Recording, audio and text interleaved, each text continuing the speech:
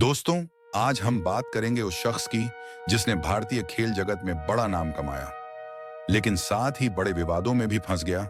नाम है सुरेश कलमाड़ी। सुरेश कलमाड़ी का जन्म 1 मई 1944 को महाराष्ट्र के पुणे में हुआ। बचपन से ही वह पढ़ाई के साथ साथ खेलों में भी दिलचस्पी रखते थे। उन्होंने अपनी पढ़ाई पूरी की और आगे चलकर एयरफोर्स में शामिल हुए।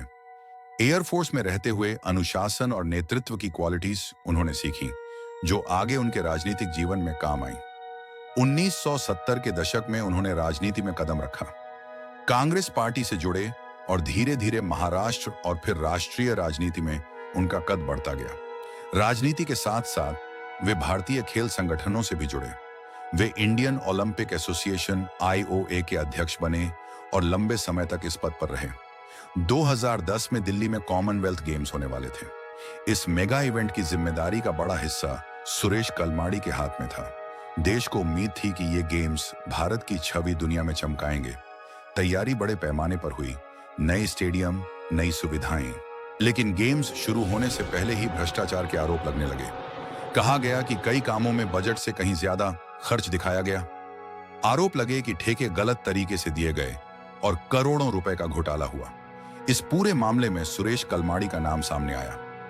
जांच के बाद CBI ने उन्हें गिरफ्तार किया। यह भारतीय खेल इतिहास के सबसे बड़े विवादों में से एक बन गया।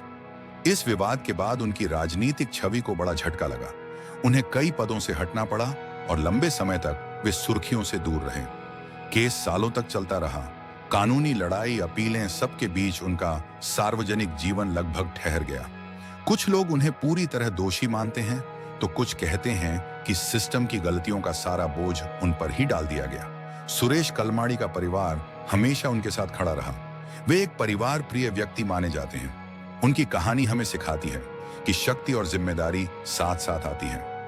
छोटी सी गलती भी बड़े परिणाम ला सकती है। आज वे सक्रिय राजनीति से दूर हैं और सार्वजनिक जीवन में कम दिखाई देते हैं।